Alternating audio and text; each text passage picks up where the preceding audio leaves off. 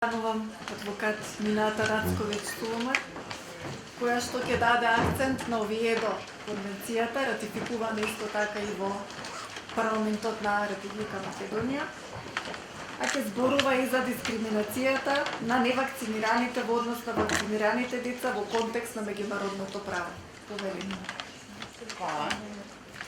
Dobro večer svima. Moje ime je Minata Racković-Sулумар, ja sam diplomirani pravnik iz Srbije.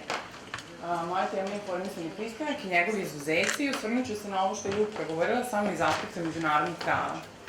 Znači, institut informisanog pristanka je u pravo ušao nakon Drugog svetskog rata, zahvaljujući monstruoznim medicinskim i biološkim istraživanjima koja je Treći rajh prinudno sprovodio na ratnim zarobljenicima i logorašima. U aktu koji je donet 1947. godine, a koji se zove Nirnberški kodeks, utvrđeno je da su istraživanja nad licima koja nemaju samostalno izraženu volju direktno protivno ljudskom dostojanstvu, kao nemoralni određen stav da je eksperiment na čoveku u interesu društva. Ovako nešto je moguće samo uz njegov izričit pristanak. Tom dobrovoljnom pristanku mora da prethodi objektivno i stručno obaveštenje. Pristanak na učešću u eksperimentu ne može se smatrati legalnim ako je iznuđen silom vlasti, pritiskom ili prevarom. Ovaj institut je regulisan brojnim međunarodnim dokumentima iz kojih se izvlači zaključak da je imunizacija kao preventivna mera pravo građana, a ne obaveza, te građani neotuđivo odlučuju da li će to svoje pravo vršiti ili ne. Vodeća Evropska konvencija, koja je prvi pravno obavezujući dokument u ovoj oblasti, na isti način obrađuje ovaj institut. U Makedoniji je na snazi od 1. januara 2010. godine. Cijela konvencija je inspirisana principom prioriteta ljudskog bića u odnosu na interes društva i nauke i svi njeni članovi se moraju tumačiti u tom svetu. Konvenciju prati 4 protokola.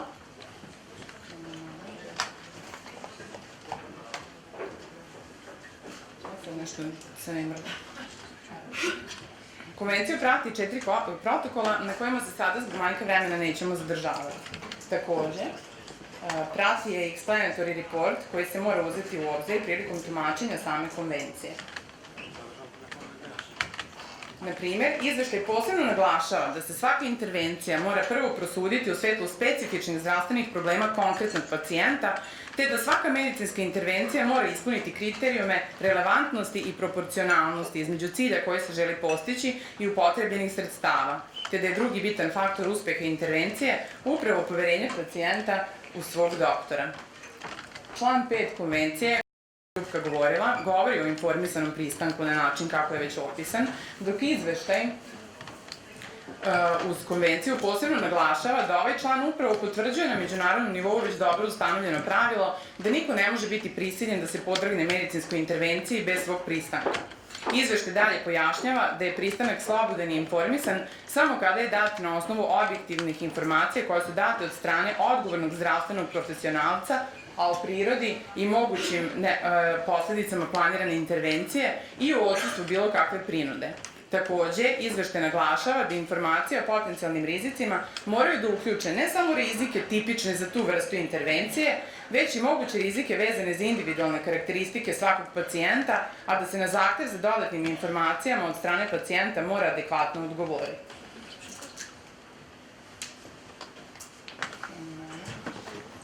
Ja ne znam zašto ovo ne pravi. Može neka pomoći. Ovako. Sa pristanka na njegovo ograničenje, koje su propisane članom 26 konvencije, ovim članom su propisani jedini mogući izuzeci svih prava garantovanih ovom konvencijom. Kao takva, ograničenja moraju biti propisana zakonom i neophodno u demokratskom društvu radi zaštite, u ovom slučaju, javnog zdravlja.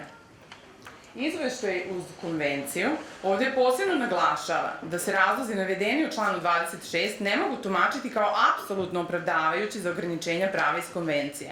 Da bi bila prihvatljiva, ograničenja se moraju tumačiti u svetlu kriterijuma koje je u svojoj sudskoj praksi ustanovio Evropski sud za ljudska prava u istim konceptima, posebno da moraju biti ispunjeni uslovi neophodnosti, proporcionalnosti, supsidijarnosti, uzimajući u obzir socijalne i kulturne uslove svojstvene svakoj državi.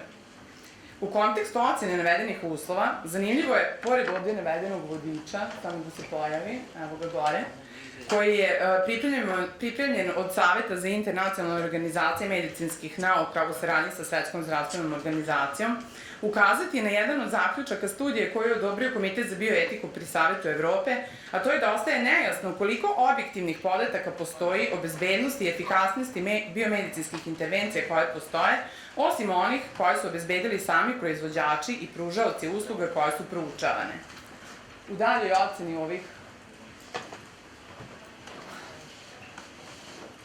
daljoj oceni ovih uslova ograničenja bitno je povući paralelu sa HIV pozitivnim licima, koje su dugo bili skrajnuta kategorija građana, kojima su mnoga ljudska prava zbog njihove seropozitivnosti bila uskraćivana, kao što su sada nevakcinisanoj deci zbog njihovog vakcinalnog statusa. U međunarodnim smernicama o HIV, SID i ljudskim pravima posebno se ističe da se nikada ne treba proizvoljno mešati u pravo na slobodu i bezbednost ličnosti, korišćenje mera kao što je između ostalih izolacija, samo zato što je neko lice zaraženo HIV-om, te da ne postoji nikakvo opravdanje za takvo lišenje slobode s tačke gledišta javnog zdravlja. Dalje navode ove smernice da se ograničenja slobode mogu nametnuti u izuzetnim slučajevima u kojima postoji objektivan sud o namernom i opasnom ponašanju, kako bi recimo bilo bahato ponašanje zaraženog koji zna da je zaražen i namerno preduzima radnje kako bi zarazu širio, u kom slučaju treba postupiti u skladu sa običnim odredbama Zakona o javnom zdravlju i krivičnim zakonodavstvom. Takođe, ističu da prinudno testiranje na HIV predstavlja lišenje slobode i kršenje prava na bezbednost ličnosti, što bi isto važilo i za eventualnu prinudnu imunizaciju, te da ne postoji opravdanje sa stanovišta javnog zdravlja za takvo prinudno testiranje, a poštovanje prava na fizički integritet nalaže dobrovoljno testiranje i zabranjuje testiranje lica bez njihovog informisanog pristanka. U oceni supsidijarnosti posebno je interesantna presuda Enkoje protiv Švedske iz 2005. godine, koja je podnelo lice zaraženo HIV-om, koja se nije mogla svrstati u kategoriju ovih bahatih, gde Evropski sud za ljudska prava zaključuje da prinudna izolacija podnosioca nije predstavljala krajnju meru s ciljem sprečavanja širenja virusa, jer nisu razmotrene manje stroge mere za koje bi se utvrdilo da su nedovoljne da zaštite javni interes. Šta više, sud smatra da vlasti nisu uspele da uspostave pravilnu ravnotežu između potrebe da obezbede neširenje virusa i prava podnosioca na slobodu kada su nalagale produžavanje prinudne izolacije podnosioca. U tački 36 sud navodi da je lišavanje slobode nekog lica, u našem slučaju bi to bilo i narušavanje fizičkog integriteta, je toliko ozbiljna mera da je opravdana samo ako su razmotrene druge blaže mere i ako je zaključeno da su nedovoljne da zaštite to lice ili javni interes. Evo još jednog slučaja koji valja uzeti u obzir, koji je vođen pred Komisijom za ljudska prava pre formiranja suda. Udruženje X protiv Ujedinjenog kraljevstva.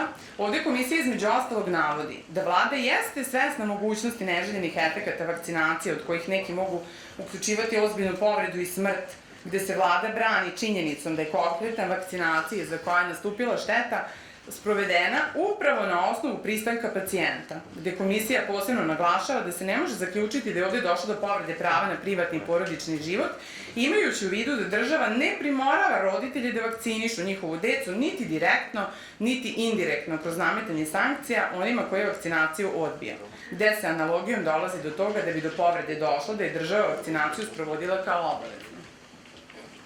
Takođe se navodi da je opšte poznato da vakcinacija nosi određene rizike, pa su uprošćenim tumačenjem roditelji ovde sami krivi za štetu koju su njihova deca pretrpela, jer su sami odlučili da ih vakcinišu.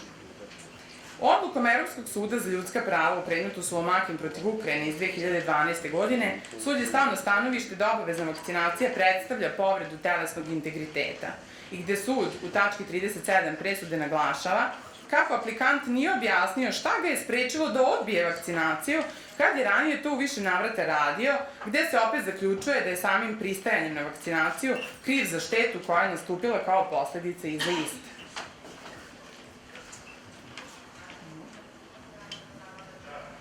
Evo još zanimljivih činjenica koje treba uzeti u obzir prilikom ocene uslova koje moraju biti ispunjeni za izuzetke. Kako Institut za javno zdravlje Srbije dr. Milan Jovanović Batut u izveštaju o sprovedenoj imunizaciji na teritoriji Republike Srbije u 2017. godini navodi, Iako Zakon o zaštiti stanovništva od zaraznih bolesti predviđa obavezno prijavljivanje neželjenih reakcija posle imunizacije, u pravilniku o prijavljivanju zaraznih bolesti i posebnih zdravstvenih stanja njihovo prijavljivanje je izostavljeno. Navedeno ima za posledicu nepostojanje pravnog osnova za sprovođenje aktivnosti instituta u nadzoru nad neželjenim reakcijama nakon imunizacije.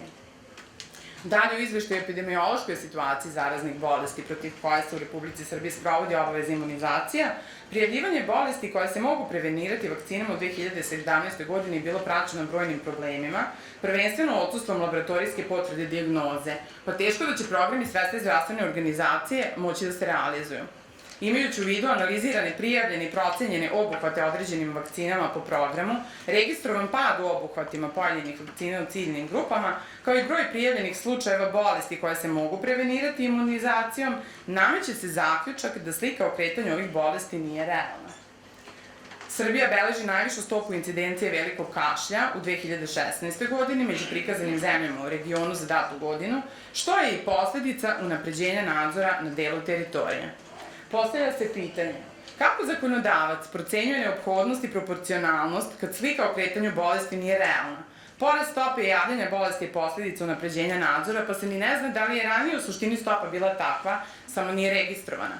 I kako se može oceniti proporcionalnost u odnosu na interes pojedinca kad je prijavljivanje neželjenih reakcija otežano ili se ne sprovodi, pa se ne mogu ni izvući konkretni i potkrepljeni realni naučni zaključci u istini. Sve navedeno ukazuje na to da kažnjavanje građana na iznose kazni koje nisu primerene socijalnom statusu prosečnog građanina Republike Srbije ili Severne Makedonije jasno govori u kršenju njihovih prava u dovođenju ucenom u situaciju nedopuštenog ugrožavanja egzistencije socijalnog statusa cele porodice.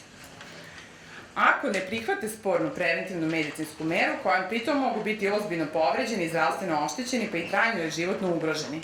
Sankcije zbog čina odbijanja imunizacije mogu nastati samo ako su posledice u sferi opasnosti, a ne nečeg što je hipotetičko i što se možda nikada neće ni ostvariti. Razlog za kažnjavanje mora imati dokazanu direktnu i konkretnu posledicu, a ne samo potencijalnu ili hipotetičku. Prelazimo na temu diskriminacije. Samo da pređe slajd.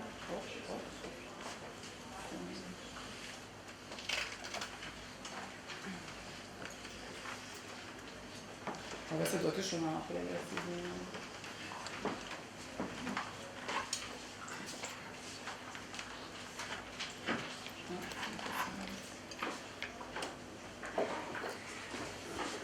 Pretpostavljam da svi mi imamo neku predstavu ili subjektivan osjećaj o tome šta je diskriminacija.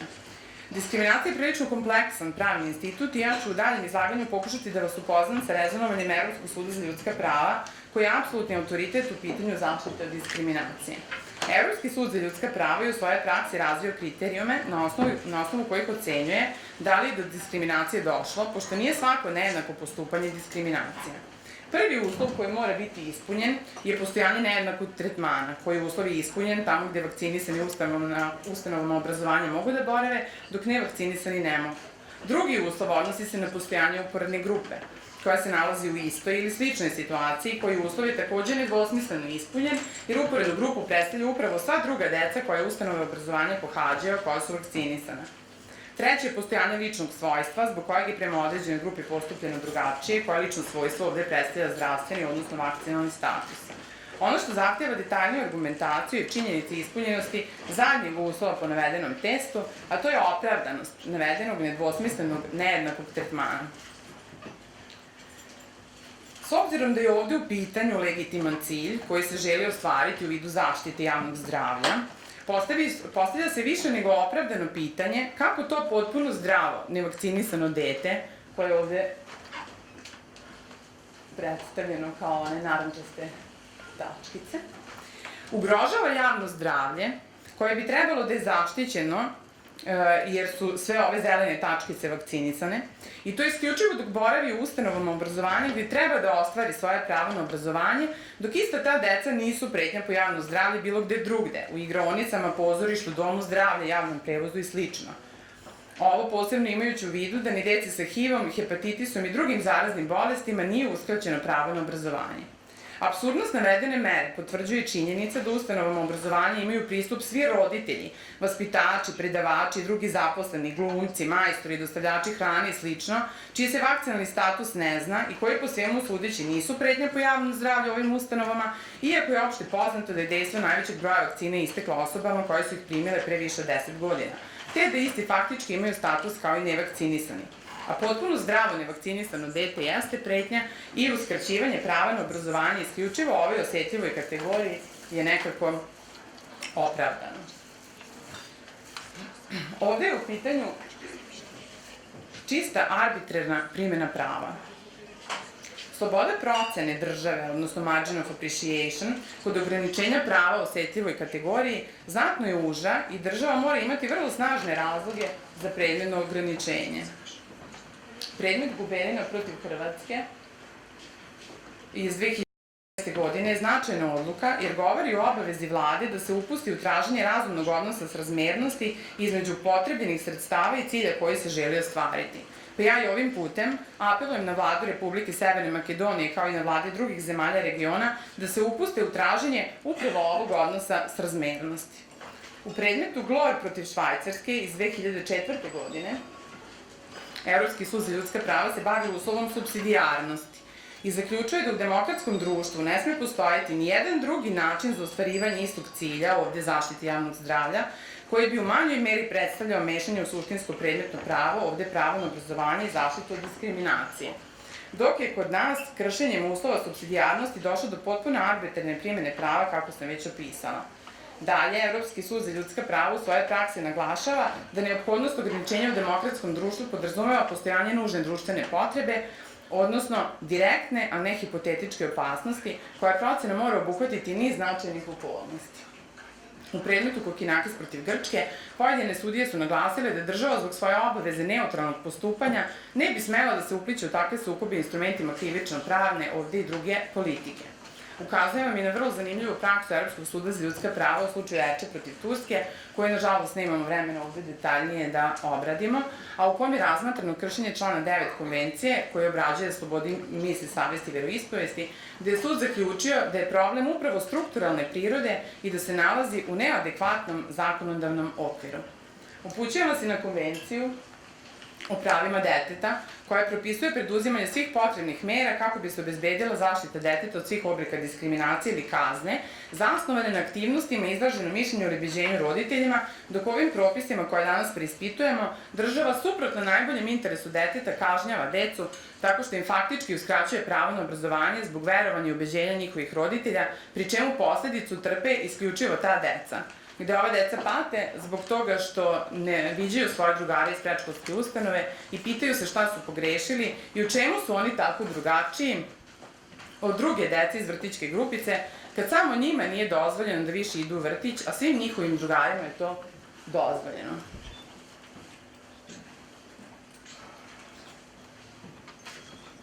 Ja sam imala spremnu sliku ovde do očara, ali bila je slika.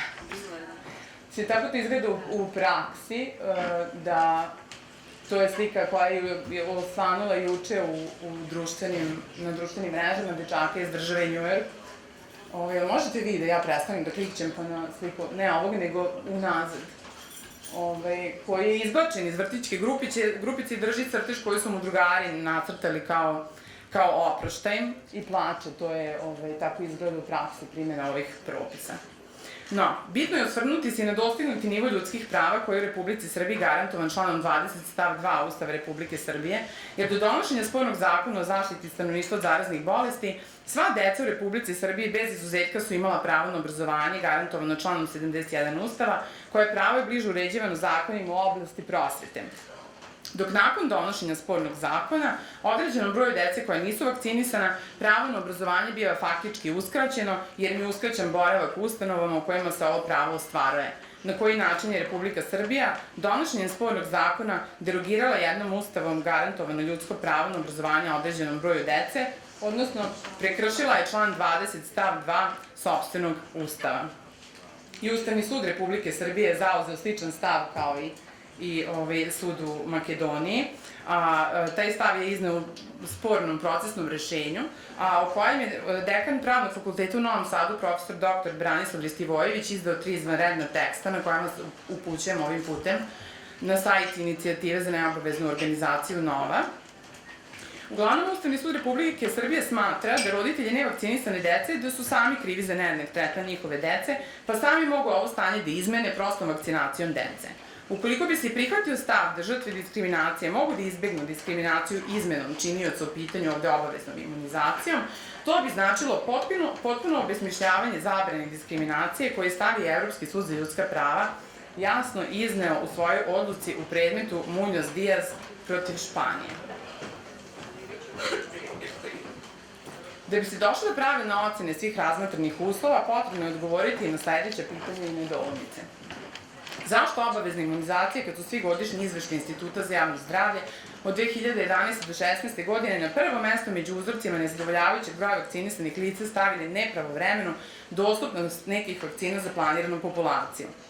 Ako se bolest pravilno rasprostire u celoj starosnoj strukturi populacije, to znači da obavezna vakcinacija samo dece ništa ne rešava.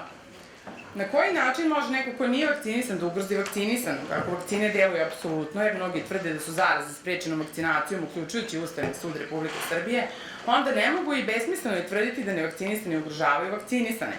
Zašto obavezna vakcinacija dece i svih kad epidemija malih boginja koja je poslednjih godina pogađaju ne samo Srbiju nego i druge evropske zemlje, izbijaju upravo u populacijama u nehigijenskim i sanitarno ili komunalno neopremljenim i nerazvijenim romskim naseljima ili među izbeglicama, azilantima i emigrantima. I niz sličnih pitanja i u cilju ocene opravdanosti, proporcionalnosti i neophodnosti ove zakonom propisane obavezne medicinske mere, koje niko nema pravo da odbije, nužno je da se donosilac takve mere upusti upravo u medicinski aspekt iste, a u kom aspektu će biti reči o sutrašnjim izlaganjima. Citirat ću profesora dr. Branislava Ristivojevića da zdravstvena zaštita je delotvorna isključivo i samo uz poverenje pacijenata u lekare i zdravstveni sistem. Nijedna savest se nije oslobodila na silu, kaže Hegel, tako se niti jedan pacijent neće izlečiti prinudom.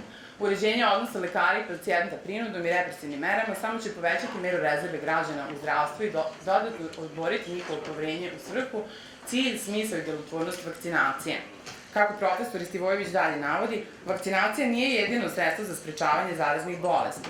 Pregledom zakona o zaštiti od zaraznih bolesti vidi se da on poznaje pored posebnih mera za sprečavanje zaraznih bolesti gde spada imunizacija i čitav niz opštih mera, kao što je obezbeđivanje zdravstveno ispravne pijeće vode, zdravstveno bezbedne hrane, zdravstveno ispravne vode od javnog interesa, sanitarno-tehničkih i higijenskih uslova obavljanja delatnosti od javnog interesa, deratizacija, dezinfekcija, dezinsekcija.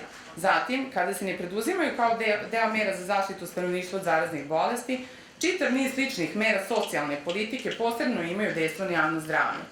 Opšte podizanje ravnih higijenskih i sanitarnih obrazaca po kojima živi stanovništvo učinilo je više od svake vakcine na sprečavanju širenja zaraznih bolesti.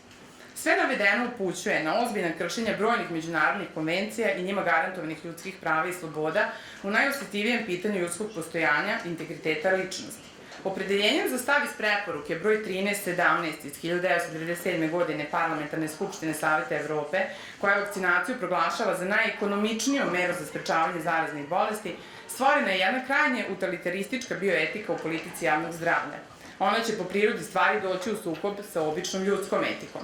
Sadašnji način uređenja predmetne oblasti dovodi do diskriminacije onih koji ne odgovaraju visokim zahtevima koje obrasci utilitarističke bioetike postavljaju za status ravnopravnog čoveka. Oni uslovljavaju taj položaj određenim sposobnostima i svojstvima. U ovom slučaju, vakcinalnim statusom. Koga nema, kako zaključuje profesor Ristivojević, manje je čovek.